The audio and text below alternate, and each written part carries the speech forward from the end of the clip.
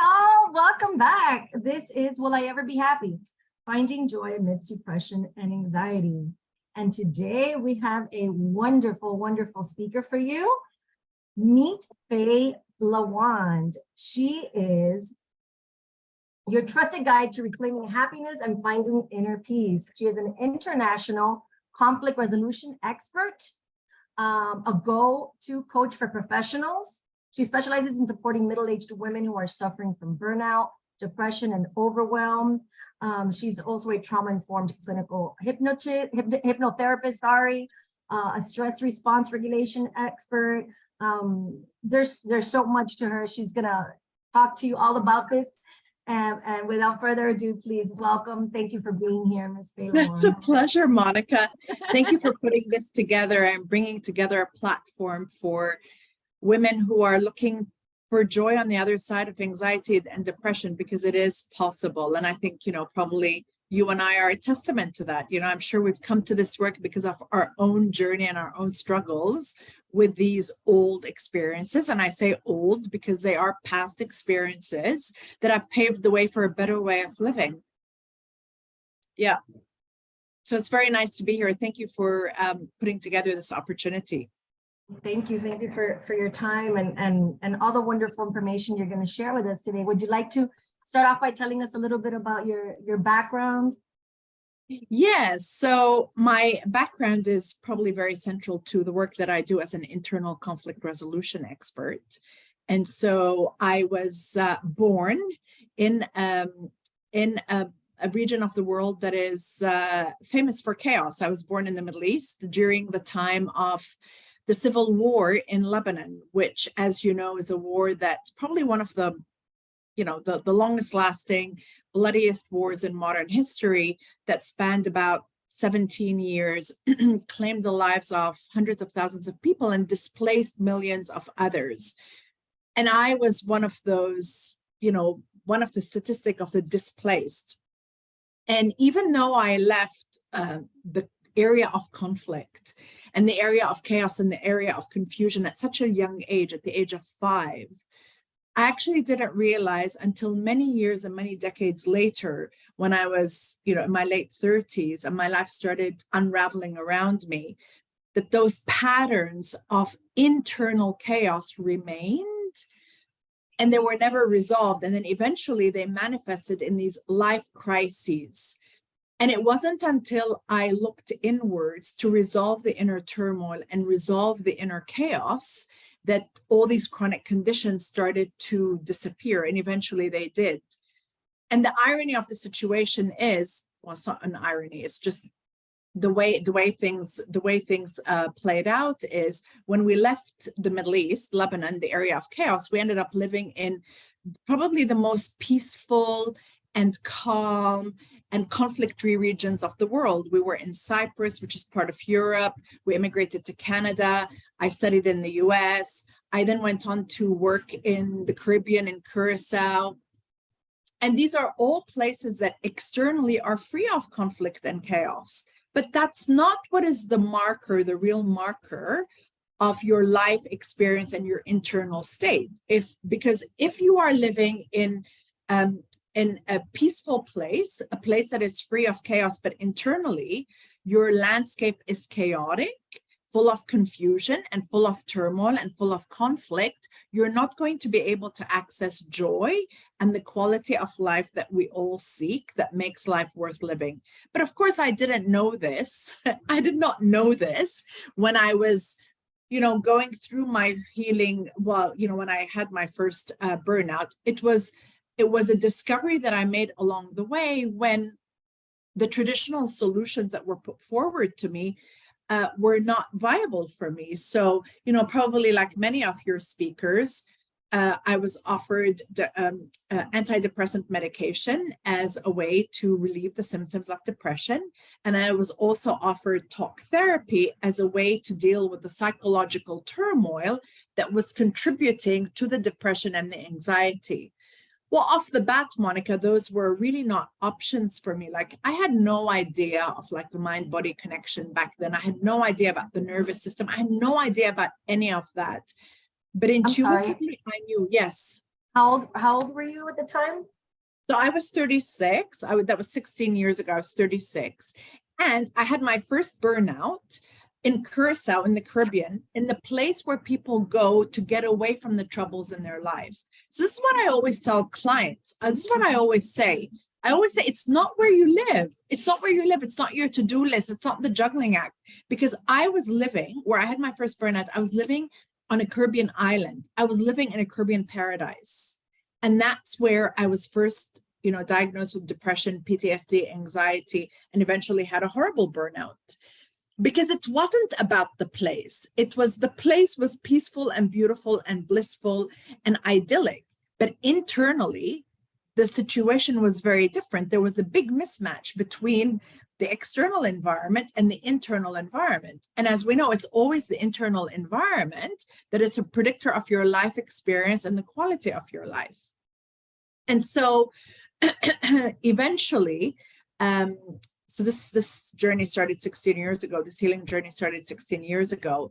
And because I didn't know what I was doing, I just knew that medication and talk therapy were not options for me at all. But I didn't know what was, I didn't have a system to follow. I didn't have guidance. I didn't have support. I didn't have a community. I just basically was left to figure it out for myself. So many of us are.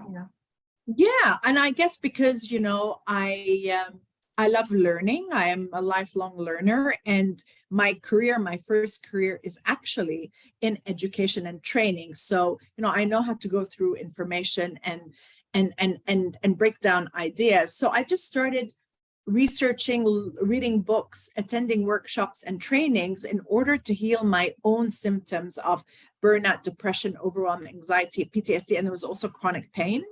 Because as you know, like these symptoms of depression and anxiety, they never exist in isolation, right?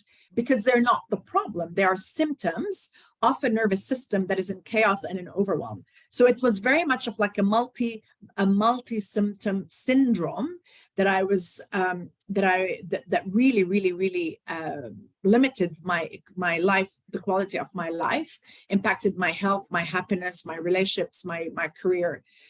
And I'm sorry, quick question. So all of that was from the 5 years. Was it from was it because, I'm sorry. No, it's all good. I want to ask so many questions, but I can't get them out of my tongue. It's all good. It's all good.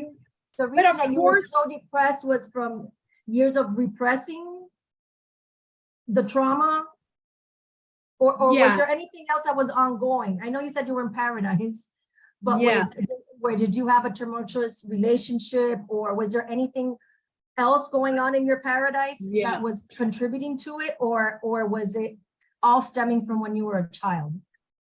So, these early childhood experiences are very marking.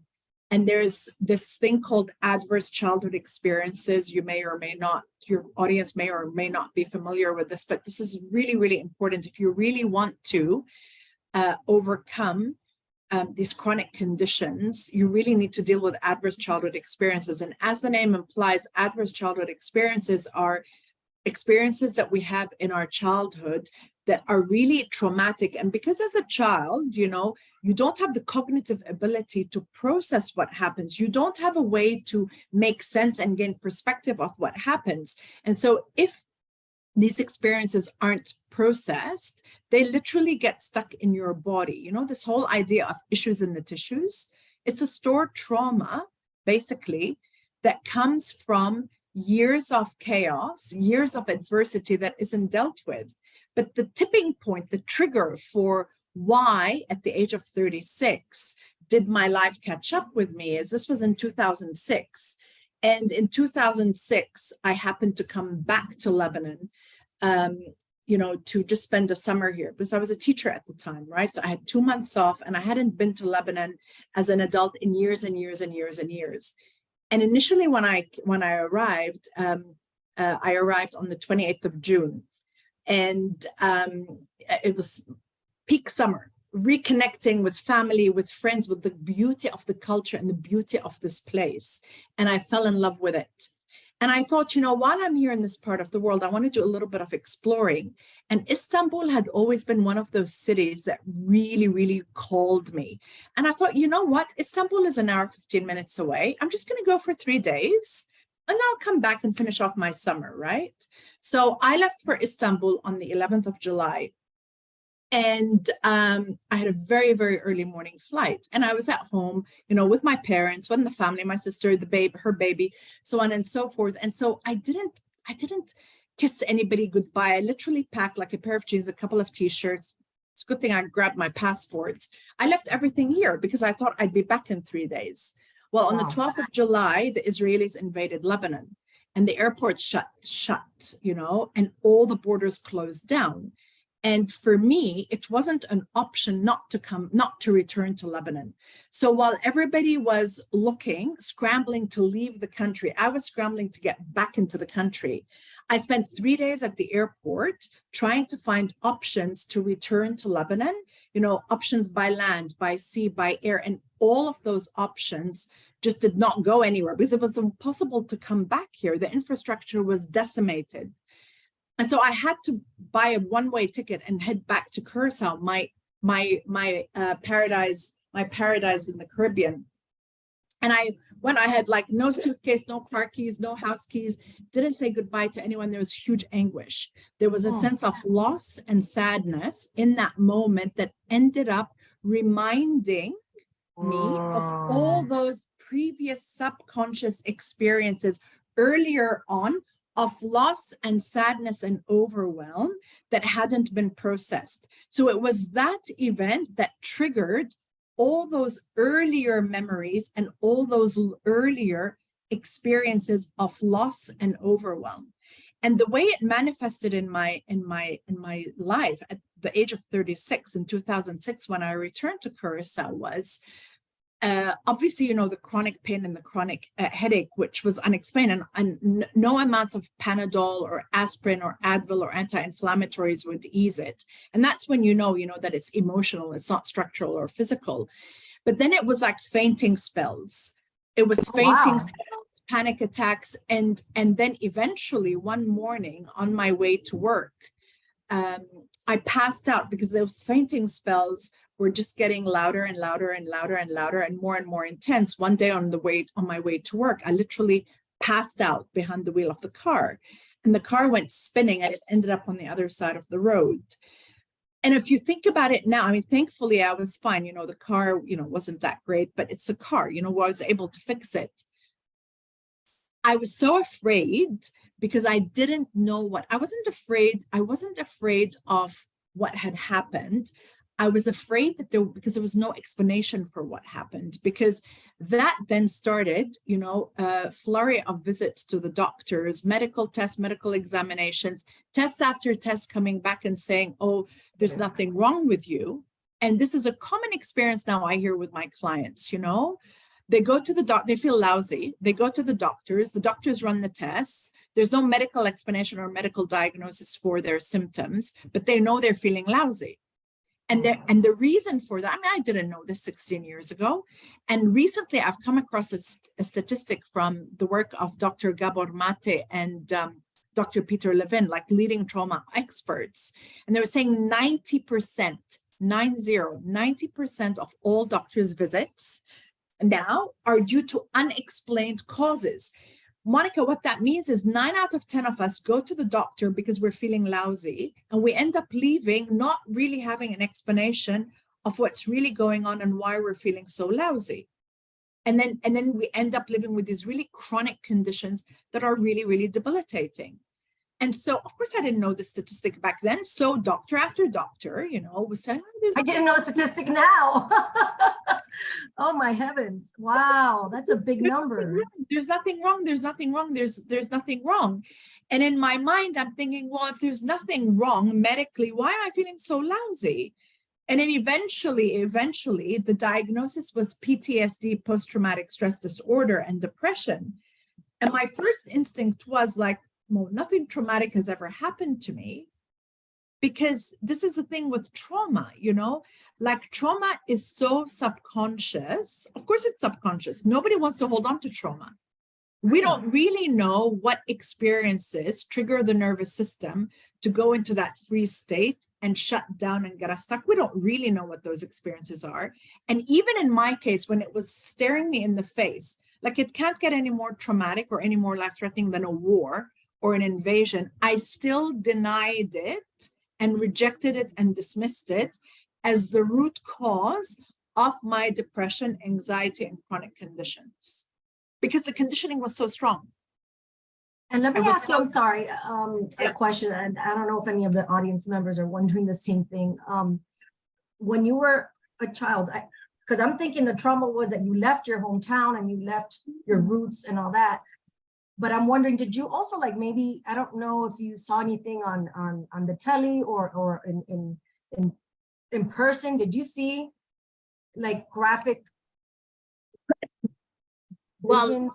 Well, the thing is, because I left so young, I was actually more like 5.5. But leading up to us fleeing the war zone when I was 5.5, my dad was kidnapped 3 times. Oh, And you know, and the story that I heard later on in life, well, not later on, you know, like growing up was, oh, at least the kids were young, they don't remember it. But if there's explicit and implicit memories, okay, yeah, maybe, you know, there's no like conscious memory, but there's a stored memory.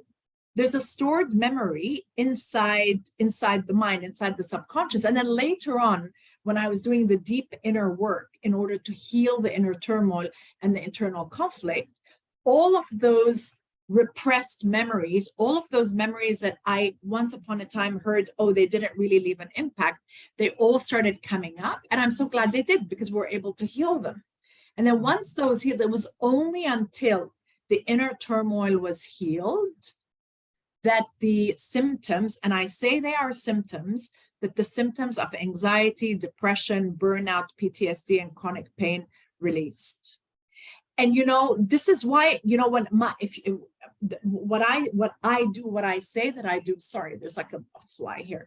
What I say that I do is I help professionals overcome overwhelm, depression, and anxiety without medication, meditation, and talk therapy, because those things don't work. Because if medication works, if medication truly worked to relieve anxiety and depression and chronic pain, then with the amount of consumption of this medication, all of us would be healed. There would be no anxiety and depression.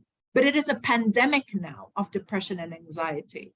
I think the medication to me is more like a Band-Aid. Like you're not stopping the bleeding, you're stopping the blood from coming out, but yes, you're still bleeding. Yes, and it can be, and there's a place for it. There's a place for it if you're utilizing it to support you in the short term as you're working to deal with the deeper stuff that led the nervous system to a place of overwhelm, to a place of shutdown. But taking it in isolation without an integrative, holistic plan will not help you reclaim joy. It won't. It won't. And the thing to keep in mind about joy, you know, we were saying before we started the interview that it is our natural state. I truly believe that to be true. And it really is our natural state. And I'm sure you see this in the work that you do with your clients, that it spontaneously arises once you remove the weeds, once you remove the chaos, there's space for that to emerge and come forward. But until the chaos is removed and the rubble is removed, you cannot see the wholeness, the completeness, and the joy.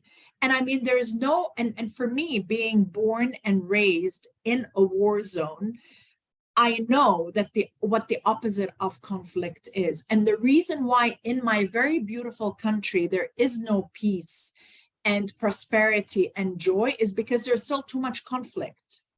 And until the conflict is resolved, you cannot have peace, because peace and conflict don't go together. Inner turmoil and joy don't go together. Inner chaos and clarity don't work together. They're just completely different branches of the nervous system.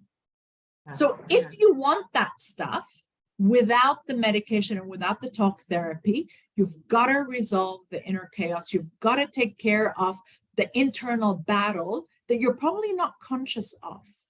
Yeah. And you Wow. asked the question about, was there anything leading up to that tipping point? Well, of course there were. There were so many things that weren't going right, because when the foundation is not solid and stable because of early adverse childhood experiences, early traumatic experiences that we're not conscious of, well, of course, then you're not going to have a thriving career. You're not going to find happiness in relationships. Of course, your health is going to suffer. Of course, your personal relationships aren't going to be meaningful and fulfilling. Of course they are, because there's no other way that they can be, because there's a war zone happening on the inside. And that's all you're attracting is chaos into your life. Yeah. That's amazing. Thank you so much for sharing that story. And so you went back to your homeland, I see. Yeah, so I'm visiting here now. And so New Zealand is home. New Zealand is my base. You know, I come here whenever I can, which because of COVID hasn't been very often, but I happen to be here now, and it feels very appropriate. It feels like kind of like coming full circle to be doing interviews like this in a place that really was the backdrop of a lot of adversity, but now is a place of a lot of fulfillment and a lot of joy. Yeah, it feels like coming full circle. Awesome. Yeah, and this might even be aired on one of your special days, July 11th or 12th, possibly. You might be on air. Oh my gosh, yes, that's right. That's right. 17 years. As soon as you said those dates, I said, So I don't know what day you're all watching this right now, ladies and gentlemen. But if it's July 11th or 12th, it has a special meaning for Miss Pei. Yeah, absolutely. Yeah, it's a good point. And tell us a little bit of your work. You do different things, stress response, and you said you're psychotherapy. No, I'm sorry, I don't want to say trauma-informed clinical hypnotherapy. So you know, it's not so much about the modality, but it's about the destination, right?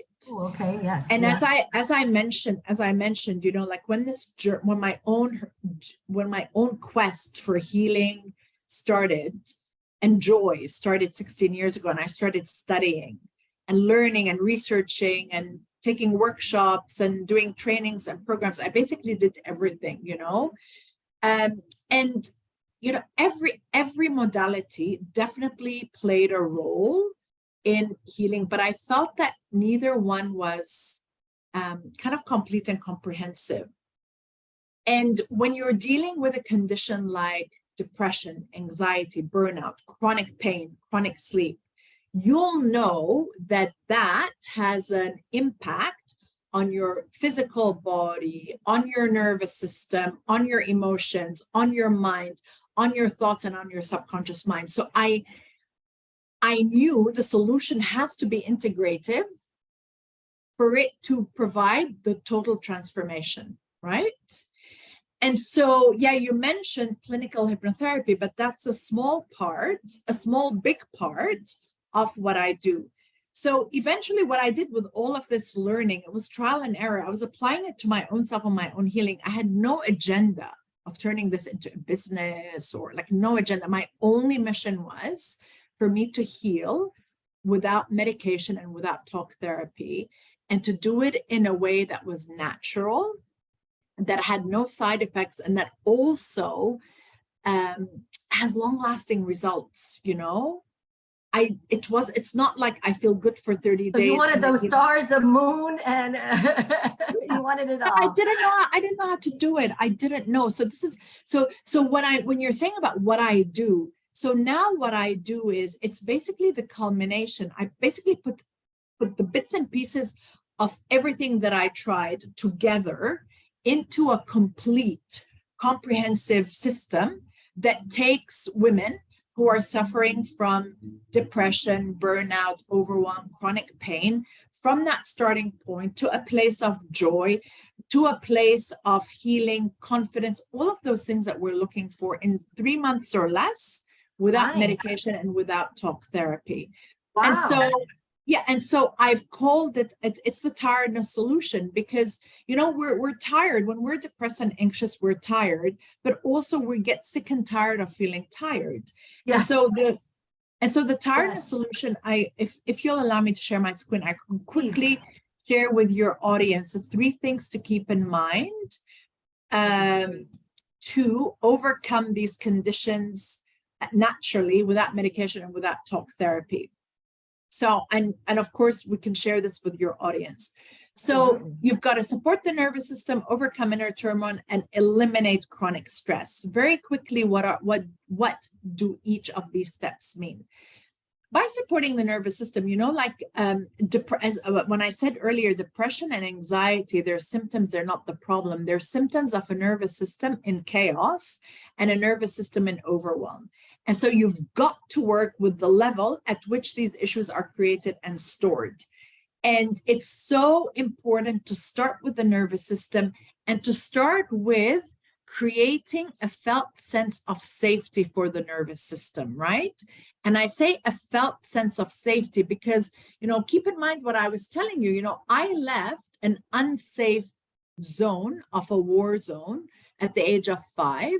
I lived for 31 years in some of the safest countries and parts of the world, but yet internally, because the nervous system was not feeling safe, it kept producing a biology of lack of safety, which eventually manifested in these symptoms of depression, anxiety, and chronic pain. So it's super important to support the nervous system. There's so many ways that, you know, I help my clients with in my group coaching programs and in my one-on-one programs to support the nervous system. But, you know, if you're looking for inspiration, if you're looking for solutions that work when everything else seems to have failed, please consider working with your nervous system and supporting the nervous system. The first place to start is creating a felt sense of safety. And that's where I start with all my clients. It's also very important to overcome the inner turmoil. And, you know, when people hear my story, Monica, they either relate to it or they don't, you know, but like my story is not about war. My story is not about surviving war or, you know, surviving war. It's not what it's about.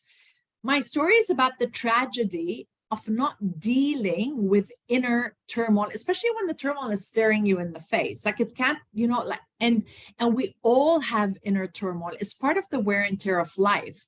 Inner turmoil can come in the form of, you know, a really unpleasant breakup. It can come in the form of, you know, having been bullied at school. It can come in the form of forgiveness that hasn't happened in a particular relationship. It can come in the form of your values being out of alignment, the limiting beliefs that you hold, phobias and fears and irrational fears that are stored inside your system. And the thing with the inner turmoil is that it tends to be quite subconscious. It tends to be a blind spot, but it's so important to uncover the blind spots and to actually overcome the inner turmoil if you want to overcome these debilitating solutions in under 3 months without medication and without talk therapy. And then the other really important area in doing this is eliminating chronic stress. And please note my choice of language. I'm not saying manage stress. That's not what I'm saying, because managing stress does not work in order to overcome anxiety and depression, right? And because if it did, again, there would be no anxiety and no depression and no stressed out people, because I mean, there is a plethora of stress management techniques out there, a plethora, you know, and we probably all tried them. Do your breathing, use your lavender essential oils, download the app, go to a yoga class. And please, if you're doing all these things, by all means, continue doing them. Absolutely. Because they are definitely a part of supporting the nervous system. But those alone will not help you with chronic stress, because it's chronic stress that's the issue, not stress. And these conditions like anxiety and depression and burnout and chronic pain and sleep issues and all those other modern day syndromes, IBS, fertility, fibromyalgia, all of those are symptoms of chronic stress. And so, you know, when they say stress is a killer, what's the word I'm looking for? I actually challenge that, because it's not. Stress isn't the killer. It's chronic stress that's the killer. And so what you need to do is you need to eliminate chronic stress. So just as a recap, the 3 things to do if you're looking to overcome anxiety and depression and any other mental health challenges or chronic conditions naturally, you need to support your nervous system, you need to overcome inner turmoil, and you need to eliminate chronic stress. And this is basically what I do. The clinical hypnotherapy is a small, big part of what I do, but the system weaves in everything else that I've studied. The somatic therapies that now are so foundational to recovery from trauma. The energetics, the mind-body connection that comes from like yoga and Taoism, the breath work, the CBT to reframe thoughts. So I've just studied so much, and I've weaved it all into the tiredness solution so that it's an integrative approach that addresses your emotions, your body, your nervous system, your subconscious mind, and your thoughts. Wow, it's very encompassing, and it's all done in and very effective.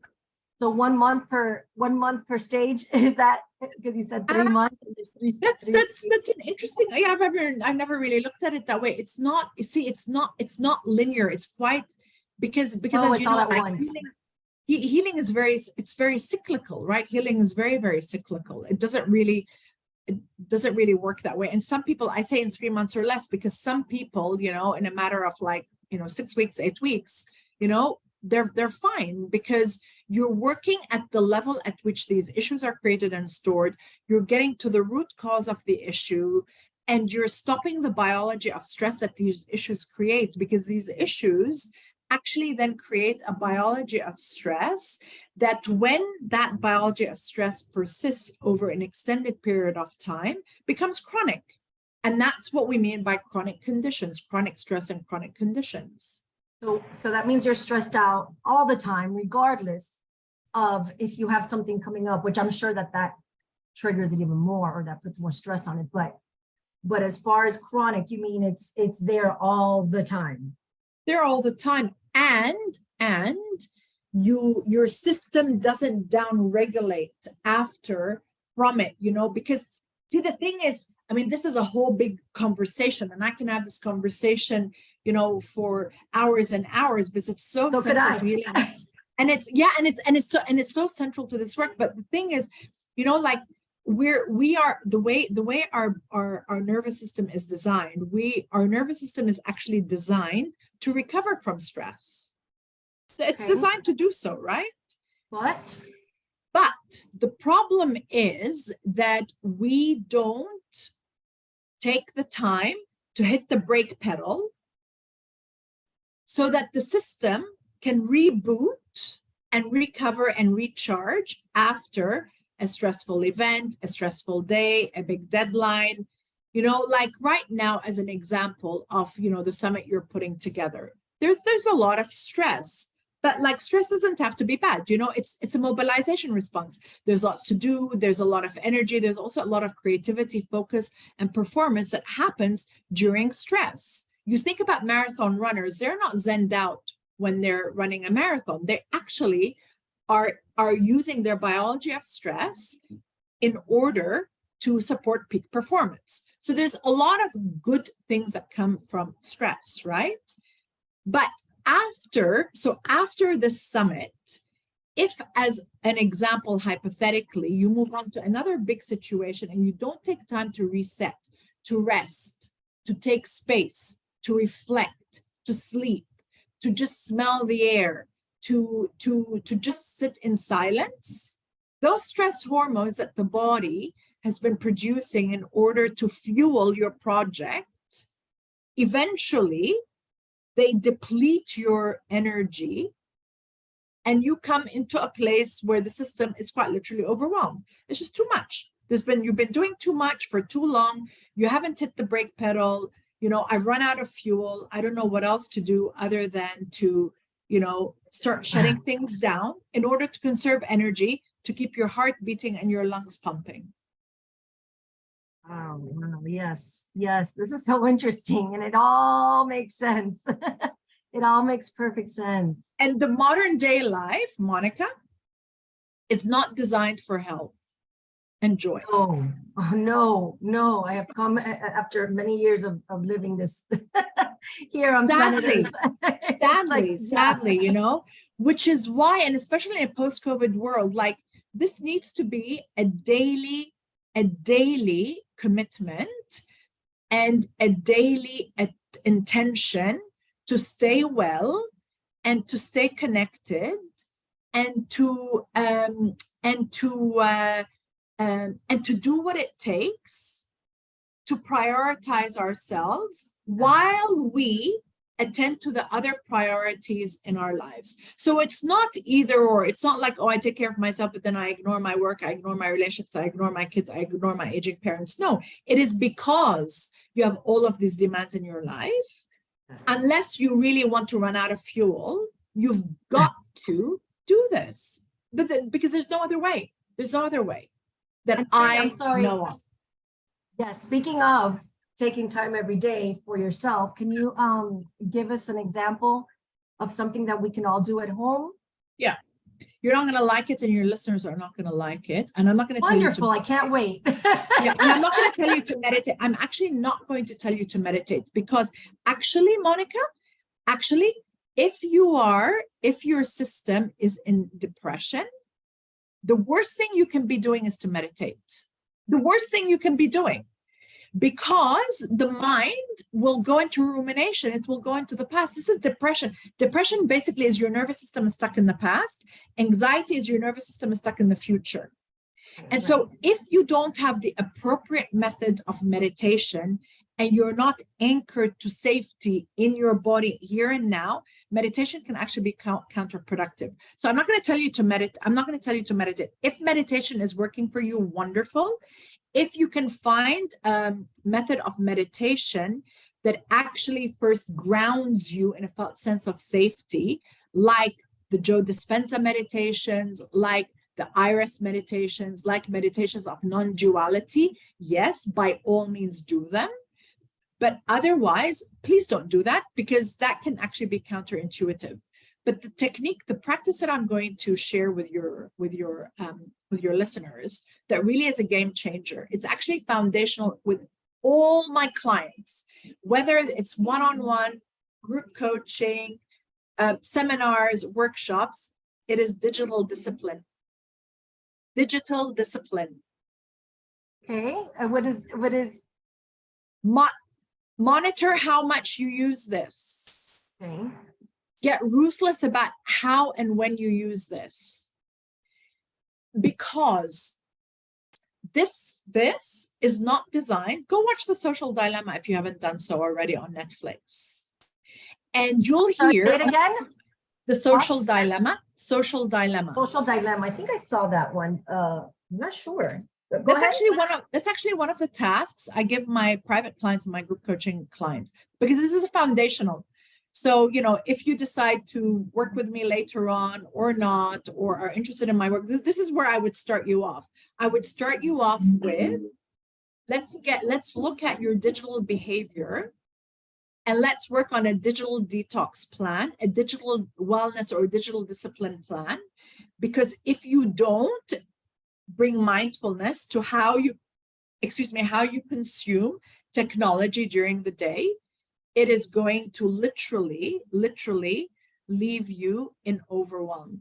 The creators of the algorithm for the social media platforms, they interview them on Social Dilemma, and they actually say the design of the algorithms is inconsistent with mental health, and they knew what they were doing when they created these algorithms that work on the reward centers of the brain and that externalize us.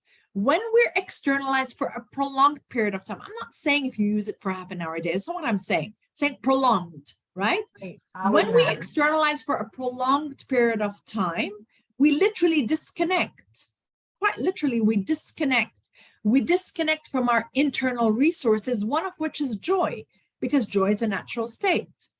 And especially, and so what you're doing when you're, especially like, you know, when you're like scrolling or you're on social media, this, that, or the other, you're quite literally consuming other people's agendas. You're consuming other people's thoughts, other people's experiences, other people's attitudes, other people's opinions, other people's lives. Inevitably, that's going to either put you in comparison mode or strengthen comparisonitis. And if you do those behaviors, you know, especially first thing in the morning and last thing at night, you're basically, because you're in hypnosis then, you're in your subconscious mind right before sleep and right after you wake up. Your brain waves have slowed down so much that you're in your subconscious. You're literally hypnotizing yourself every morning and every night with stuff that doesn't belong to you. And then you wonder why you're not feeling joyful and why you're anxious. I'm not saying you, one.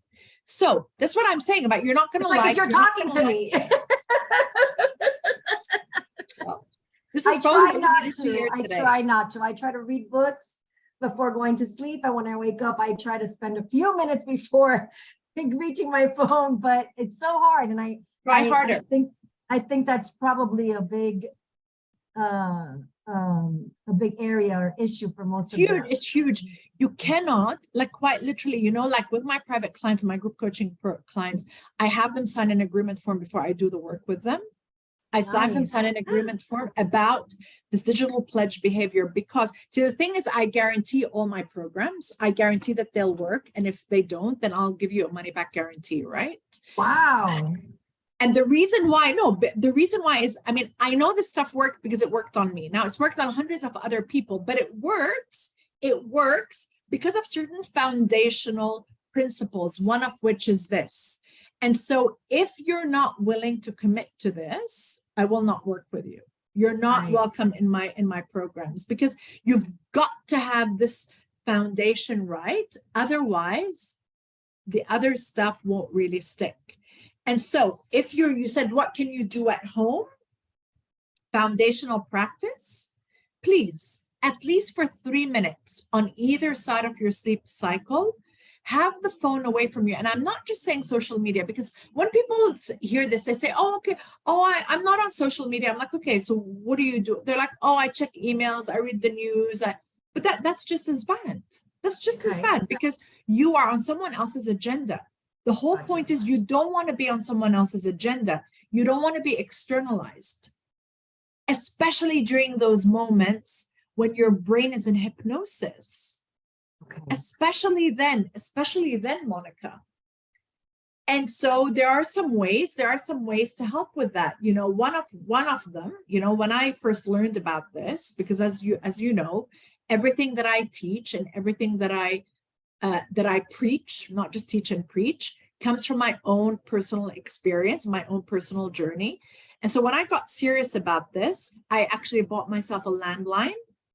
Because because I used to use the excuse, oh, what if there's somebody calls me? Yeah. Well, let's just pretend it's 1998. No, I was alive in 1998. Let's pretend it's 1998. If there's an emergency, call my landline, you know? So I swear that phone is on actually flight mode. But there are other things that you can do. There's this is quite ironic. There's actually apps that you can use to monitor and to block, like, you know, you're accessing the platforms. And I have a list of those on my website. There's a blog on my website. I have a list of them on my website. I can even share them with your audience. But that is another way to monitor, you know, to bring in some digital discipline to your life. And another thing is to just start bringing attention and awareness to this behavior.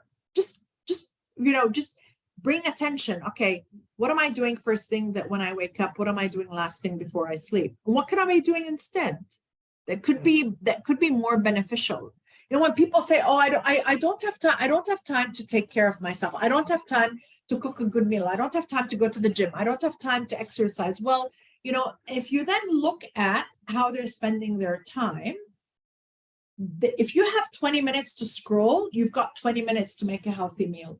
If you have half an hour to scroll, you have half an hour to go to the gym. It becomes priorities, right? So this is what I'm saying, just bring awareness. Yes, when people ask me that, and they say, you probably don't have time to do this or that, and I said, I don't make time. So I've switched it to, instead of I don't have time, I switch it to I don't make time. Yes. And that kind of tells myself, you know, and then, you know, because it is true. It is true. Sometimes I'm getting ready to do something and I haven't done it yet. And it's like half an hour has gone by and I'm like, what have I been doing? What have I been doing? I know. Yeah, but this is the thing. This stuff is so powerful. It quite literally sucks you in. And they know that. They know that because when you get sucked in and you're on those platforms, you're consuming advertisements as well. And this is how they make their money. Like, you know, I don't want to sound like a conspiracy theorist or an anti-capitalist because I'm not. But like that is exactly why these tools are so addictive and they're so powerful. And they quite literally change the structure of our brains. Quite literally, they change the structures of our brain. Wow, that's amazing. Okay, I don't want to take up more of your time. I think we've gone over, and I don't know if the audience I'm sure they're having a ball listening. I am. I could continue talking to you for another 2 hours, I'm sure, more. Well, I'm sure there will be other opportunities, you know, because we're both committed to the same mission, you know, we have the same goal and end. Yes. My vision is to give people hope that there is the other side and that you can get to it. You can get there because you and myself and a bunch of the other speakers, is that a proper way to say it? A bunch? and many of our other speakers we're all testaments to that. You know, we suffered, we struggled, we felt the anguish, the discomfort, the pain, and we made it through to the other side. And for the most part, we've all concluded that it wasn't thanks to medicine or talk therapy. Not that didn't help, like you said, you know, everything has its place, and we're not telling anybody here to get off their meds. Absolutely not. No. You're taking them, please don't. We're not doctors, and we're not making any claims. But honestly, the only thing that pulled me out was this holistic approach to life and introspect. And the first step you and I were saying earlier is not just to recognize and realize that we're in an uncomfortable space or spot in ourselves, but the next and most important step is deciding that I'm gonna get help and I'm gonna commit to this. You know, and I'll do whatever it takes, right, to be well. And it's no one's responsibility other than mine to be free of depression and to be free of anxiety, and that takes courage. Yes, that does take courage. So whether you look up Faye and seek after her method, which sounds great, 3 months, that's pretty good. or less with a money back guarantee. And if you're you know, and I've never ever had to issue a refund ever. Wow. And I think that just speaks to the power of the work, you know, and the power of intention of clients, right? So if you'd like to find out how to apply the tiredness solution to your own life, I'm offering 20-minute complimentary consultations. And I think your audience has my contacts through you, right? So they can get in touch that way. And they've got the PDF, the visual of the 3 steps also, which will be provided. Yes, I'm sending that. So you'll have that. If you don't already have it, please check your email. If it's not there, I'll be sending it shortly for all of you to have and refer to. You're going to have all her information, her contact information. Feel free to reach out to her.